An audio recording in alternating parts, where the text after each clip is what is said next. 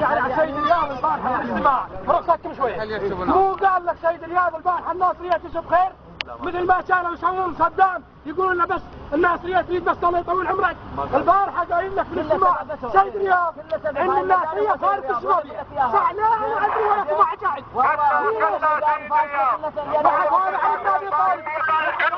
فلو صفت الناصريه وبدال يا سيد رياض طبعا انا ما اعرف يا من حتى ما اعرف يا سيد رياض ما صفت الناصريه يا سيد رياض دعوه سيد رياض مدير مصالحه السنين دعوه يا اهل قعد ماله مكتب رئيس يا اهل قعد ماله 8 سنين سيد رياض مدير 10 مدير المجاري ايش سوى؟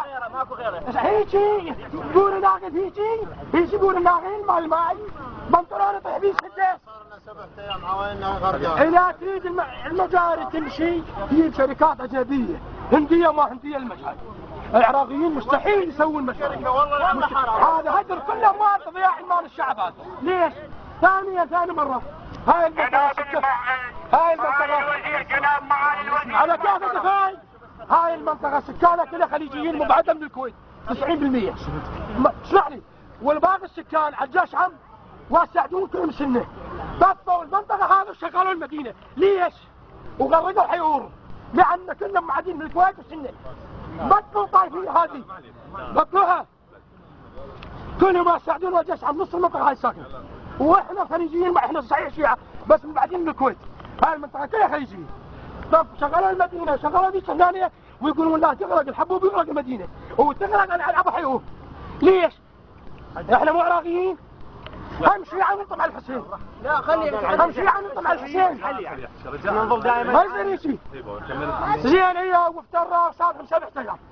طبعا اي عضو يجي ونص ما يهيكم انا امس اي عضو يجي واحد ابو كاميرا تمشي وراه بس يلتفت يجي قال طق الكاميرا صورته وابتلى شويه والله مشى يسوون دعايات خبيه. لكن الشعب اذا بيغيره كل واحد من الاولين ما ينتخبه ينتخب الحزب الشيوعي اليهودي ولا الحزب هذا. بس مدير الشرطه الشريف العفيف شو راح يعطيك مدير الشرطه ويحيى الناصري الرجال شو راح يعطيك شو يسوي؟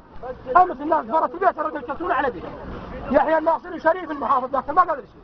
ما يقدر مدير الشرطه عنده واحد بالناصري مدير الشرطه عنده واحد بالناصري هو ويحيى الناصري هذا المحافظ شريف عفيف بيت رحمه ذول يا اخذ الماكينه هنا يا ابوها هذول بين المحافظه ها هذول المحافظه اخذ اضربهم يوقع اعضاء ما تسمي جابوهم ابو ناصر انا اليوم جاي وكلمتك تقول لي شو كان مربح مليون. ليش انا اريد واحده بس ليش يشغلون الصرف الصحي مال المدينه مطفين حيعورون يعني هم خلي يقولوا نحن الناصريه هذا الحكي مطفين الصرف الصحي مال حيعور بالذات لان نص السنه خليجيين. هاي وحده الثانيه بعد الثانيه ليش مشغلين المدينه تغرق بحيور المجاري وعليه مخافين هذا خاف يغرق شارع ابراهيم الخليل حتى انا يا سيد رياض ما يطلع سفر شارع ابراهيم الخليل غرقان ويقولون مدير المجاري كشمالي لازم ما يغرق شارع ابراهيم الخليل يغرق حيعور على ابوه هو على هولندي ما يصير شيء خذ ناقل احطه خليه يكتب على الهولندي هذا منه هاي المكاين اللي هنا وخليه ليش مجمعين حيور والوهابيه والمدينه مخطط صرف صحي واحد ليش؟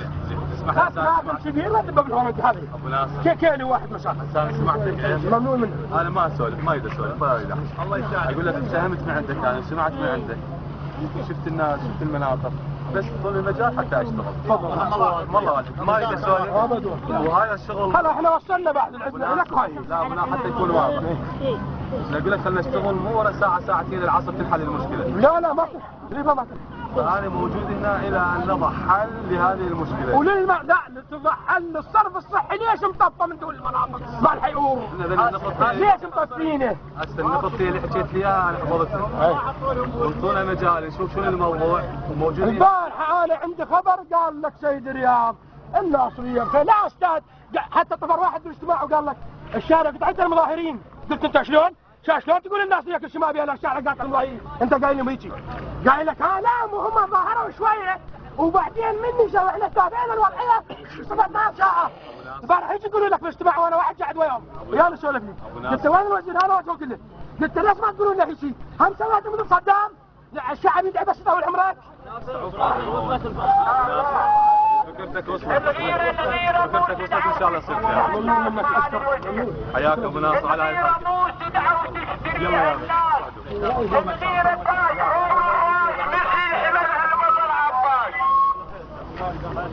المدير التاج فوق الراس مثل حملها البطل عباس والمسؤول بالنصيحة احكي على المسؤولين نفسه والمسؤول هم يقول انا حاملها اقول له نعم بس انت زيك الراس اهان كسر السنة الديب اللي فلسطين اليوم انت في السنة